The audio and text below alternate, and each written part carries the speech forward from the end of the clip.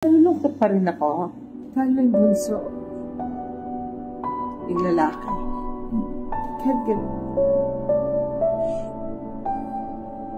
Paano po yung routine ninyo everyday na nag-iisa lang kayo sa bahay, ang kasama nyo lang ay kasambahay?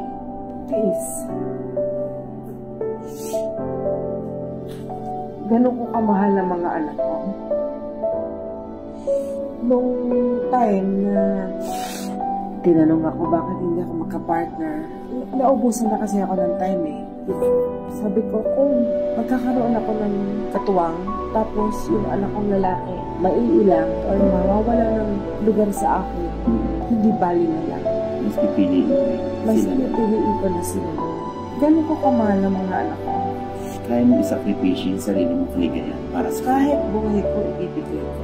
Pero sa pagkakataon ito, Miss G, hindi ka naman talaga iniwan ng mga anak. Nagkataon lang na gusto nila maging independent. Oo, independent. At saka, sure, deep in their hearts, hinahanap rin nila ako. Nung natin si Andy sa hotel, iyak ako ng iyak. Kasi parang, yun ko na naman kayo nakikita. Kasi pa kasi siya iyak sa talaga. Yeah, but you know, my work is requiring so much of my time. Hanap ako, sabi ko. Hindi malakas tayo ng trabaho. Kasi baka dumating yung time, hindi na natin kaya. Lalo na kung nag-iisa ko, sino mag-aalaga sa akin?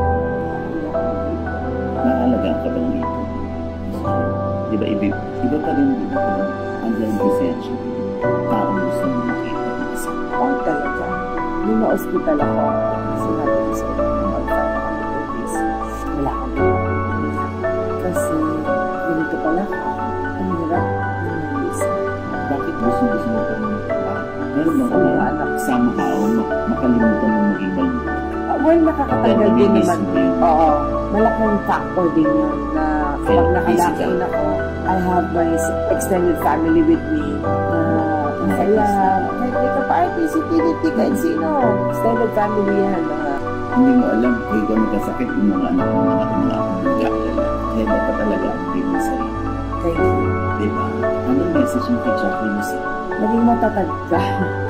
At, yung malungkot, yung matatag, yung malungkot, at hindi paminsan-minsan. Normal yung sinasabi nyo na i-respeto. Yung respect sa kids na minsan tama yung desisyon ng anak kaysa desisyon ng Maaaring tayo ang iwal sa kanila, bigay ng buhay. Pero huwag natin kalilimutan na may buhay din sila at may karapatan na ipaglaban kung ano ang sa tingin nila tama. Makinig din tayo sa kanila at hindi porke nanay tayo at anak sila, lagi na tayong tama. Lalo na sa panahon ngayon, marami na tayong hindi alam ng mga magulang sa nangyayari sa mga kabataan. Makinig na lang muna tayo, tsaka tayong magdesisyon. I-trust natin sila. Pag mali yung ginagawa, yan, dyan tayo pumasok. Pinalaki ko yan, pinaghirapan ko yan, alam ko kung paano ko pinalaki. May respeto, may pagmamahal, lalo na makisama sa kapwa, magalang. Alam ko, pinalaki ko ng tama. So kung ano man ang magiging desisyon nila, nasa likod lang ako. Palagi natin pagkatiwalaan. May desisyon yan, imposible wala. Pagduda ka sa pagpapalaki mo, ikaw na may problema. Kung alam mo na pinalaki mo ng tama, magtiwala ka.